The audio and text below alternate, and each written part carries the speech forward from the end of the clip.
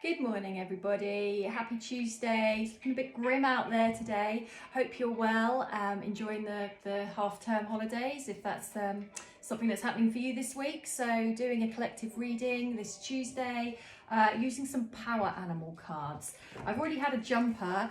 I've pulled out twice the forgiveness cards. So are you somebody who today is either carrying a lack of forgiveness, and it might help heal the situation to look towards what it is to actually learn what forgiveness is. Remember, it's not about setting someone else or some situation free. It's actually about you coming to a place where you're not carrying such an uncomfortable emotion that's actually affecting your well-being, your happiness, even your body. So let's see where we're going today. Collective reading. What's needed today? Illusion. Dragonflies. Love dragonflies. Illusion. So cutting through illusion, and that could link with forgiveness. Sometimes we think a situation needs forgiveness, but maybe it needs something else. Maybe it needs a setting free of yourself. Maybe there's scope for you to look at a situation in a different way. My throat chakra has started to burn. So maybe the way to get through a situation where you've been holding on to maybe a lack of forgiveness to someone else, or maybe even towards yourself, is communication, honest communication. What do I need to share and say out loud in order to help this situation move along? Because if we're sitting on something and we're not saying it, we're going to be harbouring, and it's going to move into our heart space and affect us, but it doesn't create solution. And if it's a lack of self-forgiveness, if you're judging yourself harshly, if you're being really tough on yourself about something in the past that maybe you can't change, or maybe you wish you'd done something differently, you can still work through that now. You can write it down, you can burn it, send it up to the universe. There's different ways you can set yourself free of past experiences. Drawn to the empathy card, koala. So empathy, can you be empathic to yourself, and can you be empathic to somebody else that maybe you feel you need to work towards forgiveness, or maybe working towards forgiveness would be the way to resolve the situation. Empathy is kind of seeing a person as a person themselves. So we are not our behaviours. People are not their behaviours. There's still somebody underneath that.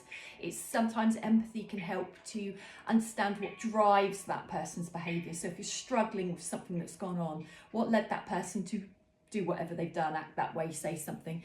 If it's yourself, because I keep feeling it turns back inward around the heart space. Are you struggling to be compassionate and empathic to yourself about something? Is there something you're holding on to where you've got regret?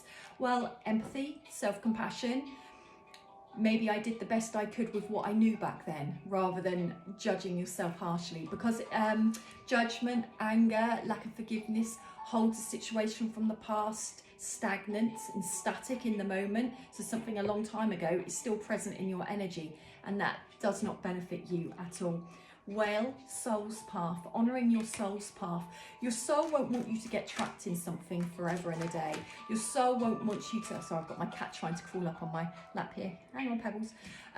Your soul won't want you to stay looking backwards. Your soul always wants you to progress and go forwards. Remember, you're not going that way, you're going that way. So if we're faced that way, we're not being present in the moment, we're not being grounded, we're not actually able to enjoy everything that's going on around us. And I have noticed sometimes when people aren't grounded, they're spending a lot of time looking back, they don't notice the amazing things that are going on for them or around them. They take their eye off the ball, and they kind of miss out on life now because of something that's gone on in the past. Rabbit, fertility. Fertility is about fear as well, but fertility is, where do you need to grow?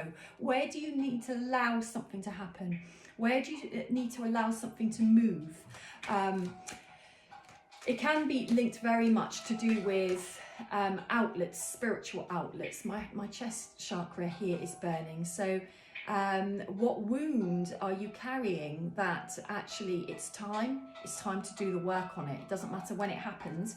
The time is now. And last card to close out on, Coyote, wise fool. This is about accepting your follies in life, accepting your humanness. Laugh, find the humour in disaster.